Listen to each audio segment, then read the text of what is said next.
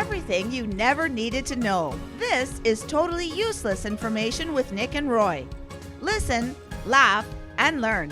Who was TV's first megastar? I can see it now. Can you? Hi, I'm Nick. And I'm Roy. And this week we scoured the internet to find out these useless tidbits just for you. Plus, we'll answer your question in the mailbag section.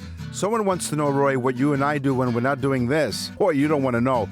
And in the news, this Freemason was found naked inside a pipe organ. Totally useless information.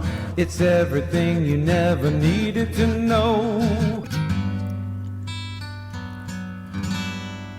What happened today is history.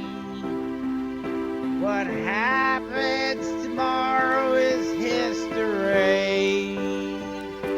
Welcome.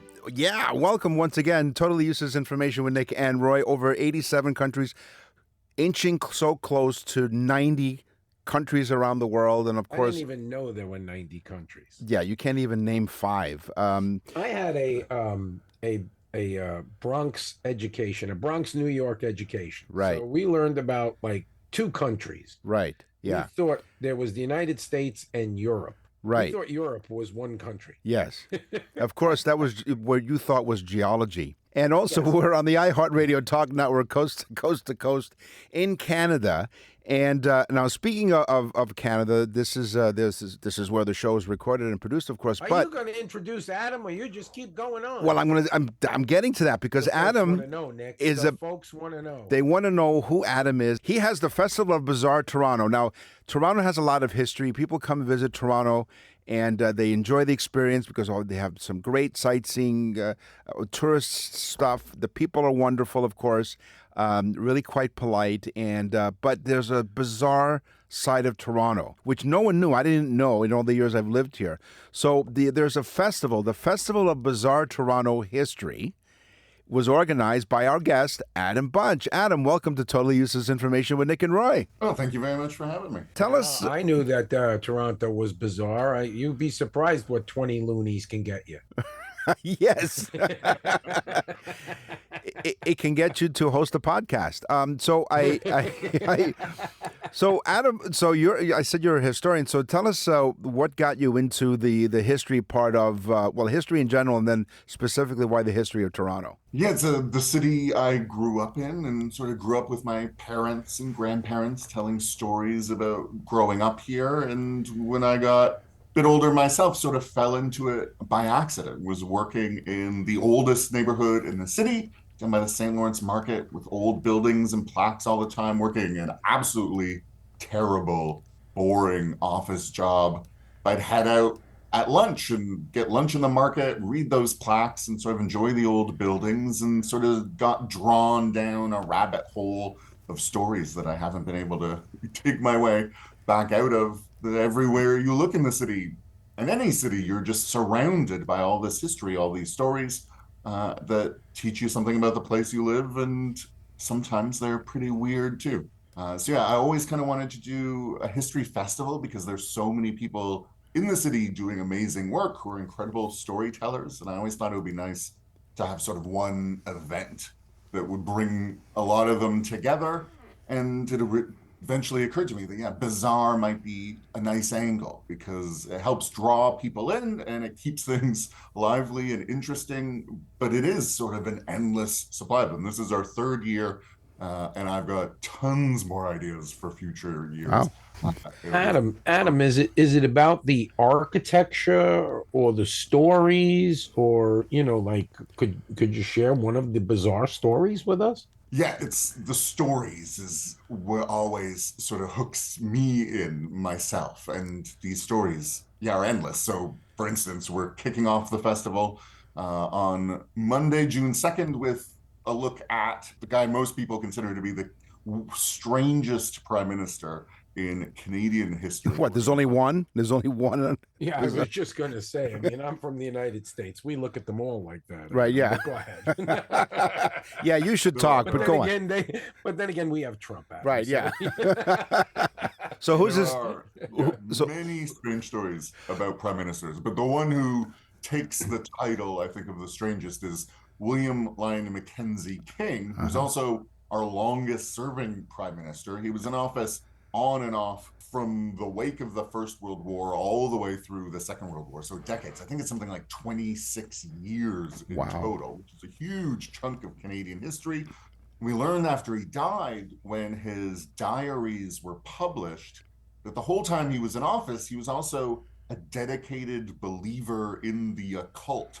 That Oh he boy. was Yeah. holding Yeah. seances, speaking to his dead mother, who he was pretty obsessed with, his dead mentor, another Prime Minister, Wilfrid Laurier, his dead grandfather, who was the old first mayor of Toronto, sometimes even taking advice from him. At one point, they sent him to Berlin in 1937 to meet with Hitler, which he did because he thought the ghosts recommended it. And that he was seeing other sort of supernatural signs around him all the time, like the pattern of his shaving cream in the morning or the leaves at the bottom of his teacup. He thinks once predicted a liberal election victory. This is someone who had incredible power and huge influence over Canada, and was also at the same time having this really weird personal life. He is endlessly strange. And that's William Mackenzie, huh? William Lyon Yeah. Mackenzie King. And That's- so now Roy wants to know something about, so Roy, you have a question about the Don Jail? Not really. No. Okay. So the Don Jail, it's like one of Toronto's most elegant buildings. I've been up to Toronto a number of times. Beautiful city, by the way, folks. If you haven't been to Toronto, and I'm talking to people in the U.S., it's so close. Get to see it. It's fantastic. But that's one of the buildings it's really an elegant, beautiful building. Can you tell us something about it? Yeah, it is. It's this beloved historical landmark, but because it is the old Don Jail and served as a prison from to the middle of the 1800s for ages into the future, it also has a pretty strange, grisly, gruesome side to its history too. This is where a lot of executions took place for many, many years. In fact, the last hanging in Canadian history happened at the Don in the 1960s, which was itself pretty gruesome, kind of a botched affair that has lots of disturbing details. And it's, I think, a great example of how in modern life we're still wrestling with history, in part because when the Don Jail was shut down as a prison and they expanded it into, today it's the Bridgepoint Healthcare Facility, a hospital. Wow. But while they were doing that construction, they dug up the graves of the old executed prisoners. So I had to do a pause in the work and try to identify all these bodies. And there are multiple people who've written books about the Don. We're going to have a couple of authors, Lorna Poplack and Ed Brown, who have both sort of been exploring that history and of those bodies in particular. Nick was put in that jail during the 1800s for what they called back then a DUNI, driving under no intelligence. And, Right. he was driving his horse. Yeah, Roy talks about how old I am. He forgets, because of his age, that he's 2 months older than I am. I'm starting to feel it too, Nick. We're talking to Adam Bunch on Total Useless Information with Nick and Roy. This is part of the history here on the show today, and it's the Bizarre Festival of Toronto, and Adam has put this festival together. Adam, before we... You have, Nick, I have to interrupt you for 1 second, because you have historians and then you have cool historians. And see, Adam's a cool historian because he didn't just tell you the basic history. He delves into the crazy stuff, the bizarre stuff, which I love. I think it's fantastic. Adam, tell us about the festival, when it runs, and... I want to go. I want to go. Well, you can. Now, people don't want to go. They're crazy. This is cool stuff.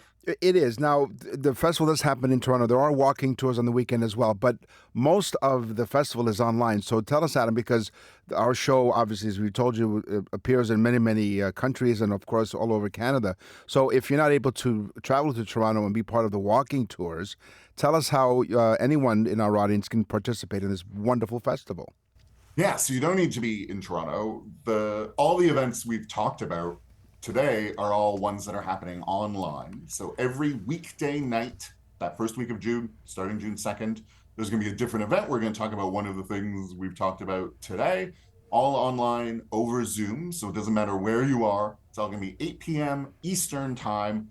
But then they're also all recorded, all the online events. So even if you can't make it live, you can buy a ticket and watch it whenever you like. They're going to stay up on a private page where you can watch and rewatch them anytime you like. So all those online events are available to anyone wherever they are. Adam Bunch, it's always a delight. We've spoken before the past couple of years, and we're really delighted that you joined us today and shared some of your fascinating stories. And of course, like I said, how you tell the stories. We're really looking forward to this great festival. Thanks for joining us. No, thanks for having me. You're listening to Totally Useless Information with Nick and Roy. Einstein was a moron. Newton was a jerk. E equals nothing in science, science, science. Well, that was a lot of fun, huh? With Adam Bunch. Like, I didn't realize there was that many bizarre... I liked it a bunch, Nick. A whole bunch with Adam Bunch. I don't know about you, but gas has no smell. What? Gas has no smell. Now, I'm not talking about the gas that you or I would emit. I was just going to say, not mine. Over the course of a day. But natural gas is odorless. Natural gas is odorless. But the companies add a chemical to give it that detectable smell so that you know you have a leak. The same with propane gas, right? Propane doesn't have any odor, and so they add that sort of rotten egg sort of chemical to it so you know if propane is actually being leaked into the air. So it's added. Yep. Yeah. So gas See, has no I've smell. actually seen people pass out in an elevator standing next to me. That's right. So I know that gas has an effect. And they're asking what? Propane? You said no, breakfast. Rotten No, eggs. they didn't ask anything, Nick. They just hit the floor. They sure did. Nick and Roy will continue with totally useless information. To access the full library of episodes, visit nickandroy.com. That's nickandroy.com. Totally useless information with Nick and Roy continues. Listen, laugh, and learn. A giraffe Yes. is 30 times more likely to get hit by lightning than a human. Is it? Now, just think about that. There's Okay. very few giraffe, so the numbers are staggering. A study was done in 1996 through 2010. A study was done by these scientists who had nothing better to do than worry about whether giraffes were getting hit by lightning. Now, I understand they're much taller, I guess. Yeah. You would think closer, but I don't know if that has much to do with it. And they're outdoors, so that gives them more of a chance. But there's a lot of animals that are outdoors, Yeah. and maybe in trees and things like that. But giraffes are 0.003 per thousand get hit by lightning. 30 times more than humans. Giraffes are lit, basically. Oh, yeah. Yeah, that's what the young people say today. You see how how you know, hip I am? They like to dance, too, to that song. It's electric. Right. How you feeling? Hot, hot, Hot, hot, hot. Yeah. And you see a whole bunch of giraffes doing the electric slide. It's No, amazing. I met him. Did you? The guy who did Hot, Hot, Hot. Did you really? Yeah. His Point- name, if you look up the song, it's Buster Poindexter, Right. who did Hot, Hot, Hot. But So- that's not really who it is. And his name is David Johansen, but that's not really his name either. David Johansen was his name when he was with a punk band called the New York Dolls. They used to dress up in makeup and stuff. Okay. And I met them one time when I was in the band when I was 17, I Right, yeah, met yeah. David Wow. Johansen outside of a club. Wow. Weird guy, really weird. Well, Big the person- teeth, really weird. You saw him. David Johansen was the cab driver in the movie Scrooged. Really? That's Oh, David okay. Johansen, Buster Poindexter. You know, See? yeah. Useless as hell, but Totally really useless funny, right? information. You see, listen, laugh, and learn on this show. Even when we don't even know what we just learned, and we're providing the content. We didn't learn anything, but No. that's the whole gist of it. Exactly. It was interesting, and Yeah. we learned nothing. There's AI, but we provide UI, useless intelligence. So human bodies, believe it or not, human bodies have the ability to glow. We glow. we emit a small amount of light, but it's really too faint for our eyes to detect. But realistically, because of what the scientific reasons behind it all, their human bodies do glow. No wonder my cat's constantly staring at me. Oh my God, I my thought I own, was just good looking. my owner glows in the dark. Freaked your cat right out. What was the plant that soaked up the radiation? Was it bananas? No, they use it in Fukushima, Japan, I believe. No, it was sunflowers. It was sunflower plants. Yeah, I thought it was bananas. I No, don't no, know it's why. I thought it sunflowers. was a See, fruit. there's so much totally useless information. I forget how many seasons ago that was, because we're now actually in season That's 11. a long time ago, but there was something that soaked Yeah, up it's sunflowers. radiation. It's sunflower plants. They absorb the radiation in Fukushima, Japan. Oh, well, Fukushima to you too. The Earth's rotation is changing speed. It's actually slowing down. Oh, okay. Yeah. It's like when you spin a top, eventually we're just going to fall over to the side. Right. The Earth's going to fall. It slows down 1.8 seconds per century. So every 10 years, it's 1.8 seconds it slows down. But here, to give you a little idea, idea. You know, we're from New York. Yes, Idea. dear. Yes, dear. A deer in the headlights. Okay. 600 million years ago, a day lasted 21 hours. And now a day lasts 24 hours. Oh. So in another couple 100 million years, a day will last 28, 29. 28 hours. I'll wait. 27 I'll hours. wait. I'll wait around for it. I'll let you Yeah. know. Yeah, I'll let you Yeah, know. well, you were there for the first one. Oh, And fuck. $1 short. Yeah. I Day late and $1 short. I fell right into that one, didn't I? But yeah, you were saying how the Earth slows down, just like when we age, we slow down on the roads as well. So did the Earth have the left turn signal constantly on for the next millennium? Yeah, exactly. So when we're born as babies, we are born with around 300 bones. But 300 bones. You lose those bones as you grow because many fuse together. So by the time we become adults, it only leaves us with 206 bones. Yeah, I think we spoke one time about the skull, how many bones the babies have, and they fuse together. It's like a whole bunch. Yep. And just the skull alone. Yep. Except for Nick's, they never fuse together. No, my skull is boneless. His hair is actually growing inside his head. It is. And you know what? They come out through eyelashes. That's I call my They eyelashes. give him a trim by going through his ears. They This do. won't hurt a bit. No, not at all. It won't hurt you a bit at all. And that's not all Nick suffers from. Nick suffers from phago. What? Yep, Nick suffers from phagocytosis. What is that? It's where the brain and what's left of Nick's brain, but where the brain eats itself. It's not just the brain, it's cells in general. Okay. There's a process called phagocytosis where the cells gobble up the smaller cells to try to clean things up a bit. But what scientists have found is that phagocytosis is what keeps the gray matter, which is what bathes our brain and spinal cord, and it's with us from birth. We don't replenish it. We can't replace it. Right. So that's why when you sever your spine or whatever, it can't heal itself. It's gray matter does not have that property. Yeah. But phagocytosis is the reason why that gray matter stays good, because it constantly is cleaning itself. Wow. Cool. I like that very much. Yeah. See? Yeah. You learn all kinds of great stuff here.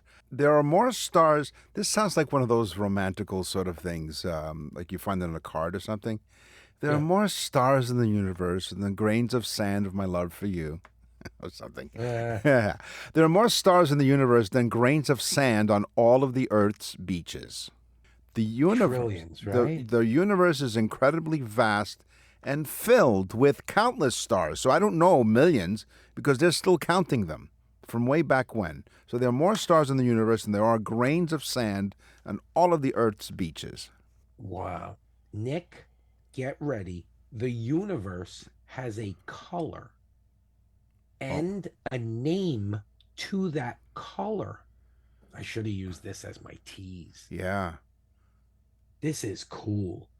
The universe has a color and it's named Cosmic Latte. In 2002, scientists discovered this color and that it was so vast that it was the color of the universe. It's a beigey white color that they named Cosmic Latte, and that is the true color of the universe, not the enhanced pictures that we see from telescopes. Wow.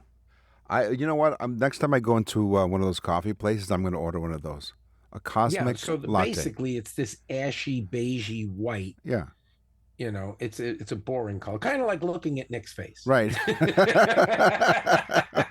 That was my nickname in high school, a cosmic latte. Or ashy beigey white. Wasn't that a country song? Oh, that's Achy Breaky Heart. Oh, sorry. Ashy beigey white. My ashy beigey white.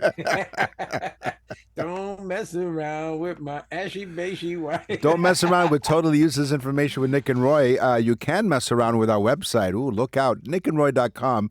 And you go to the Nick and Roy store and you click on birthday messages. And here's what we do. You order the birthday message and we will produce a very specific, very personalized, unique, totally useless information show for the birthday person in your life. Oh, yeah. Yeah, I'm telling you, folks, listen to me when I say this. We go through our email every week, and the email just is full. We can't even read the emails. That's how many we get. Every time there's a birthday message, we get 10 emails from that one birthday message of people saying, this is great. How do I get it? And so it's very simple. Go to nickandroy.com, type on the Nick and Roy store. You can even hear a sample. It's a show. We do a smaller version of our show specifically geared to that person's day that they were born. It's a blast. Go to nickandroy.com, Nick and Roy store, type on birthday messages and listen to the sample. I think you'll think it's the best gift for somebody that has everything. Here's more to that. So someone who ordered our birthday messages asked us if we do anniversary messages. As a matter of fact, we do. So it's all there, nickandroy.com, and click on the Nick and Roy store. Nick and Roy will continue with totally useless information. We're back with totally useless information with Nick and Roy. Listen, laugh, and learn. Where do expressions come from? We want to know right now. One of the very first topics we did here on our show when we first started 5+ years ago, I think it was animals and expressions. Right. Yeah. And that jingle we put together. And so we thought, after all this time, and quite frankly, we're finding it more of a challenge to come up with some unique and funny. I mean, there are thousands of idioms out there that are like expressions, but what we picked over the past several years, really interesting ones. Yeah, a lot of the expressions are just literary expressions, and that's not what we're looking to do. So it was a great topic for 5 years, and we're going to put it to bed. We're going to put it 6 feet under. We're going to make it bite the bullet. We're going to put it dust to dust, Nick. Right. So to speak, if I was to use an idiom. You know what? That's what people tell us all the time. You're an idiom. Thank you. Can you ask that in the form of a question? Speak for yourself. That's right. Yes, expressions. You've served us well. See you later. Take care. Catch you on the flip side. Peace out. What? But peace out. Peace out. He said peace out. Peace out. Yeah. Listen, I got to say this to folks, though. Yeah. Don't feel bad about expressions. Yeah. There are 5 years of expression That's right. categories on our website. You can listen to all of the shows. There's hundreds and hundreds of expressions to listen There are. to, so. Plus, you're always welcome to, because we invite you to send us an email, which we'll get into the mailbag segment later. But you can also ask an expression where it comes from through the email as well. So we're just retiring the topic as a topic, but we'll definitely talk about expressions. So we're basically saying to this topic, toodles. See you later, alligator. I'm off. Bye for now. Have a good one, expressions, and smell you later. Okay. And just to end the category, Yes. I have one last fact, Okay. an homage to expressions: to fly off the handle. This Did is you ever hear that expression? Yeah. A person flew off the handle. Yeah. It's an expression for people that bought cheap axes. The head of the axe was not properly put on the cheap axes, which had cheaper wood. Yeah. The wood would split. The heavy axe metal portion, when they swung back, would fly off and hurt people. And they'd say, that person flew off the handle. Wow. Fly off the handle is the last expression that we will do. Rest in peace, expressions.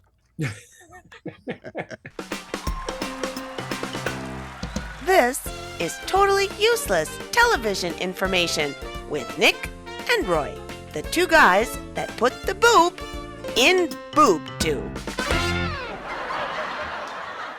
All right. Yeah, I know. We are the boobs. I'm going first. Okay, you go first. You're the first boob. Nick and I love the Muppet Show. Yes. And my son was a Muppet lunatic. I think I watched Muppets Take Manhattan like 40,000 times. It was his favorite movie. That was a fun That one, and yeah. Star Wars. Yeah. We could recite those movies. But here it is, poppin' girl, it's 3. But on the Muppet Show, here's a really cool, interesting fact. Most, if not all, of the puppeteers were right-handed dominant. Right. So the Muppet puppets, the main thing that they did to animate them was move their big mouths, those big mouth type, look like two plates put together. That's right. Okay. So the dominant right hand was needed for that because it was the most motion. So that means that most Muppets are left-handed because the puppeteers were left with only their left hand to control the left arm. So Nice. most of their movement is done by their mouth and their left arm. So most Muppets are dominant left hand. So Nick, are you left-handed? Yes. Do you feel as though you have an arm stuck up your... My Muppet? Now, it's interesting that you start off with Muppets because I also have a couple of Muppet facts. Now, I don't have that one. No. I do have that. I don't have that one. But first, cool. first about Kermit the Frog. So the original Kermit was made from one of Jim Henson's mother's old coats. Oh, And his crazy. eyes are made from ping pong balls. So if you can imagine what Kermit the Frog looks Yeah. like. I love this stuff. And here's another fan favorite. Cookie. I love Cookie. Cookie, C is for Cookie. It's good enough for me. Right? The Cookie Monster. I don't know what you're talking about. Yeah, exactly. Yeah. Roy is wearing Cookie Monster pajamas. Come on. So the Cookie Monster underwear. Eat my Anybody cookies. want a cookie, ladies? You know, I'm good. yeah, they went from chunky chocolate chips to no, Yeah, you know to what? Toll But you know what? House. Listen, To Toll House. you know what? With underwear, you don't want chunky chocolate chips. Thank you very much. You sure don't. The Cookie Monster does not actually eat cookies. They're not really cookies because the real cookies could damage the puppet. The Cookie Monster often eats rice cakes painted to look like the cookies. Oh, they're probably easy to get off. And because when he ate it, of course, and the cookies went everywhere. But if you Plus, really I'm look, sure he eats a lot of cookies, Nick. He must be watching his diet. oh yeah, absolutely. He's watching. He's watching his chunky chocolate chip count. I got some really good TV facts here. Okay. In the hit series The Sopranos, I Yes. think most people know what The Sopranos is. And when I say that, you can see it because you've seen the film, the TV show, yeah. series You binge so watch many it. times. So think of the logo for The Sopranos, which is the word Sopranos. Right. And it was given to a guy named Brett Wicks. And the company said, we need you to come up with a logo for a series that we're doing called The Sopranos. Right. So right away, Brett thought he was going to use musical instrument things because he just assumed the series The Sopranos was about music or singers or something to that note, thinking soprano, meaning the tone of a person's voice. When he finds out it's not, he puts the gun as the letter R. Ah. So that everybody who reads it knows it has to do with something violent rather than music. So it's interesting you should say that. Again, it's not a fact that I have as well. But when I first heard about The Sopranos, I guess it was in the early 2000s when the show came on in HBO. When it first came on, one of my colleagues here at the radio station I work at, she said, "Oh, I'm just watching this show called The Sopranos," and I thought it was like a PBS show about Right. opera and Singers, sopranos, yeah. singers, right? So I thought the same thing. So it's interesting you had come up with that fact.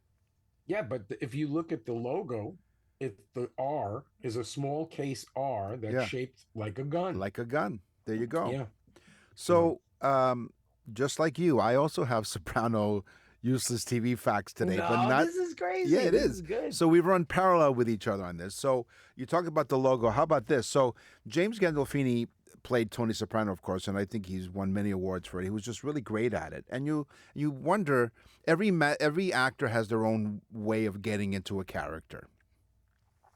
What James Gandolfini did was to get into the role of Tony Soprano, his character. He would stay up all night and be really, really tired. And so whenever you saw him on the show, he appeared really tired. Like if you notice that sometimes his eyes were half closed, it's because he really was tired from staying up all night just to prepare for the character of Tony Soprano. Yeah, I get into my roles too. Yeah. Like if I was going to do that, I'd stay up all night with hookers and gamble. Right, yeah, exactly. But the difference is you Just wouldn't look... learning the part. It's method acting is what it is. It's for research purposes. Yeah, big and deep, so to speak. 100%. And so he always looked irritable. So James Gandolfini, here's another thing. So in order for him to get into the role, he actually got some advice from real-life mobsters. You think? And he was told to never wear shorts, which is one of the things I don't think you've ever seen a mobster, an alleged mobster wear shorts. And they've incorporated that sort of wardrobe style into the show. So you never see Tony Soprano in shorts because mobsters don't do that. Nick and Roy will continue with totally useless information. You're listening to Totally Useless Information with Nick and Roy. Listen, laugh, and learn. What's in the mailbag? What's in the mail?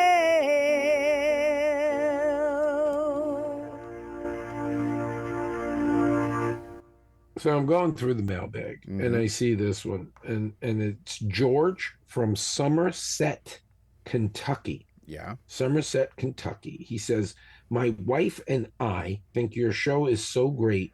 We really do it together." Oh. And I was like, okay, that's a strange sentence, but okay. Yeah. He said, "I have to say that your show has brought us closer together." Really? We were at a point in our 45-year marriage where we were doing mostly things separate and not together, and it was putting a strain on our marriage. Oh.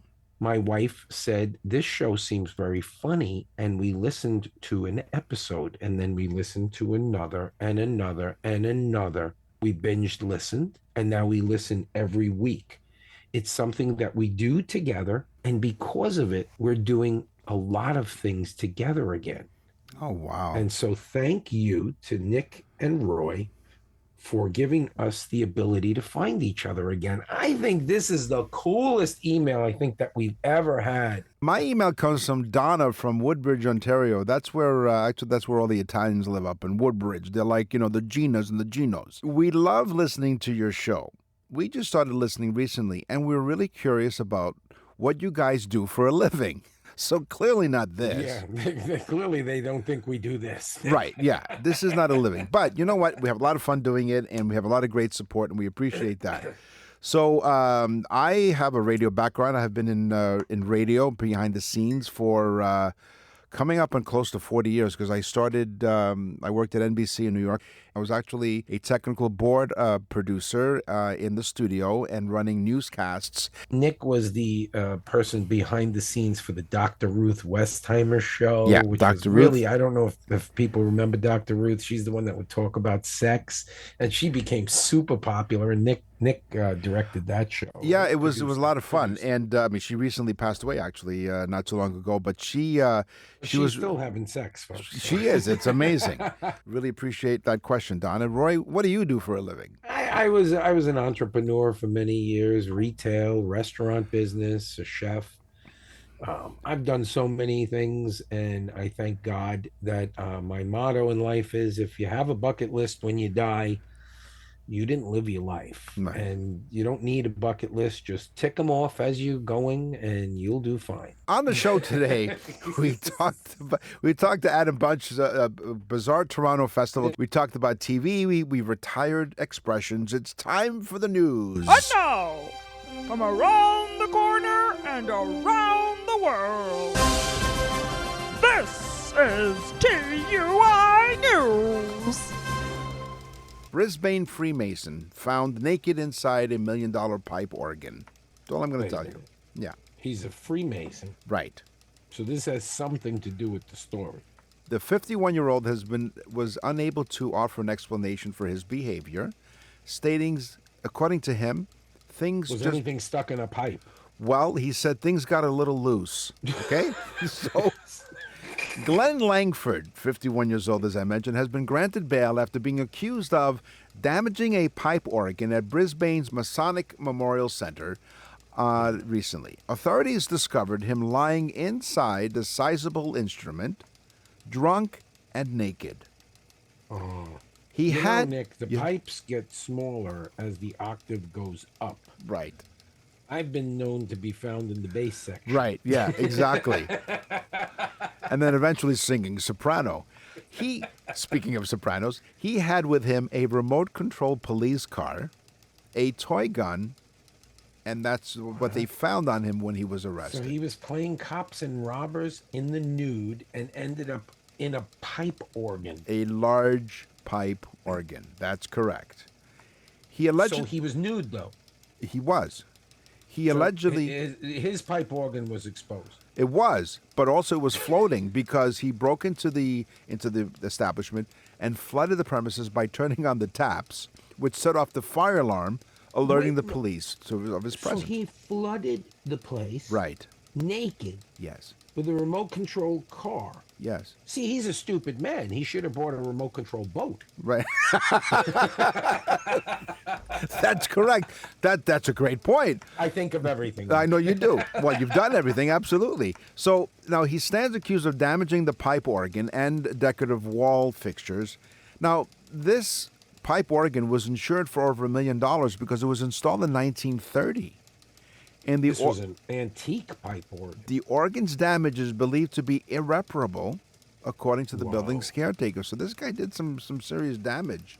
Well, of course, Nick. You're laying naked in a pipe organ. Well, his organ almost got damaged. Yeah, you don't know where those pipes are. No. You know what I'm saying? I mean, that guy could have been sitting on, E flat. That's right. And let me tell you, if he's a special guy, he could have took a whole chord. Boy, and he sang harmony, oddly enough. Langford's lawyer told the court that his client had drunk a bottle of Johnny Walker Scotch.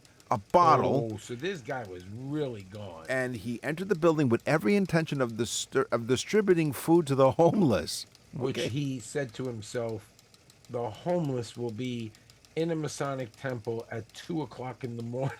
Yes. According to the court records, they heard that Langford had recently lost his job and begun drinking heavily due to the breakdown of his 16-year relationship. Oh, so this guy lost his wife, his job. Yeah.